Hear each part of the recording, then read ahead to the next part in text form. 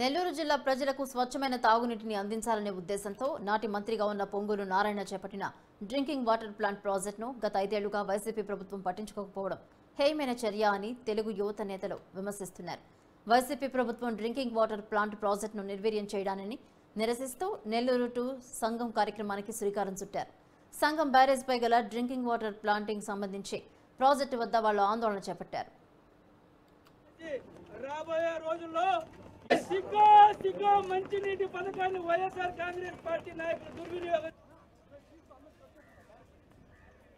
ఇవ్వాలి. నెల్లూరు నగరంలో ప్రతి ఇంటికి కుళాయి ద్వారా మంచినీటిని ఇవ్వాలి. నెల్లూరు నగరంలో కుళాయి ద్వారా ప్రతి ఇంటికి మంచినీటిని పాత కనెక్షన్ ఇళ్లలో లేకే కదా మేము 70,000 ఇళ్లకు బ్లూ పైప్ లైన్ లాగాం సార్ అంటున్నాం. మీరు మాతో రాండి, నెల్లూరు టౌన్ కి రాండి, పోదాం. నిన్న వీడియోలు మీకు సెండ్ చేస్తాం. ప్రతి ఇంటికి వెళ్ళాం, బ్లూ పైప్ లైన్ ప్రతిదీ కూడా మీడియాలో చూపించాం. ఒక్క ఇంట్లో కూడా కుళాయి విగిలేదు. మరి మీరు ఇన్ని నీళ్లు ఎక్కడికి ఇస్తున్నారు, ఎవరికి ఇస్తున్నారు? మాకు కూడా అదే అనుమానం ఉంది మీరు చెప్తుంటే. మనకి ట్యాంకులు చాలా ఉన్నాయి, రోజుకు ట్యాంక్ పెట్టుకున్నాము. బ్లూ పైపులోంచి వాటర్, ముఖ్యంగా ఈ నీరు మనం అక్కడి నుంచి సంగం బ్యారేజ్ నుంచి తరలించి మోటార్స్ ద్వారా ఇక్కడ ప్యూరిఫై చేసి నెల్లూరు జిల్లాకి పంపిస్తున్నాం. నెల్లూరు జిల్లాకి పంపించేటప్పుడు ఏమంటే వచ్చేసి అందరూ అనుకున్నట్టు వచ్చేసి ఆ pipe lines blue pipe lines, ఆ బ్లూ పైప్ లైన్స్లో కానీ వాటర్ కానీ ఇచ్చి ఉంటే ఈరోజు కలుషితం లేకుండా వచ్చేది. కానీ ఇక్కడ ఈ పైప్ లైన్స్ని పాత పైప్ లైన్స్ కనెక్ట్ చేశారు.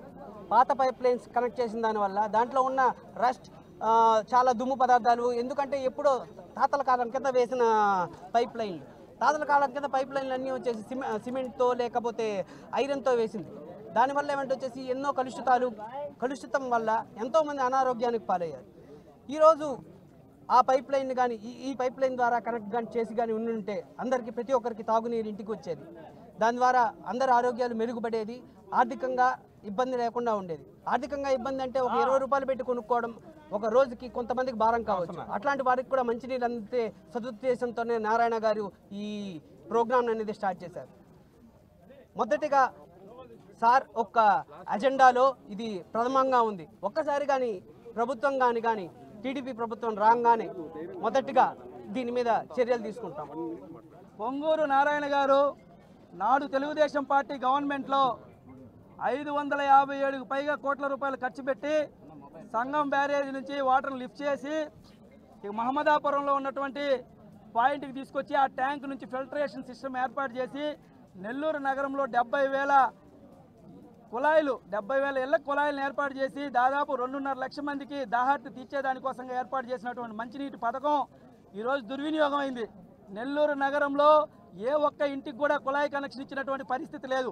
దీన్ని నెల్లూరు నగర ప్రజలకు తెలియజేయాలా. వైఎస్ఆర్సీపీ ప్రభుత్వం ఈ 5 ఏళ్లలో ఏ విధంగా ఈ పథకాన్ని నాశనం చేసిందో ప్రజలకు తెలియజేయాలనేటువంటి తలంపుతో ఈ యొక్క కార్యక్రమాన్ని చలో మహమ్మదాపురాన్ని తెలుగు యువత చేపట్టడం జరిగింది.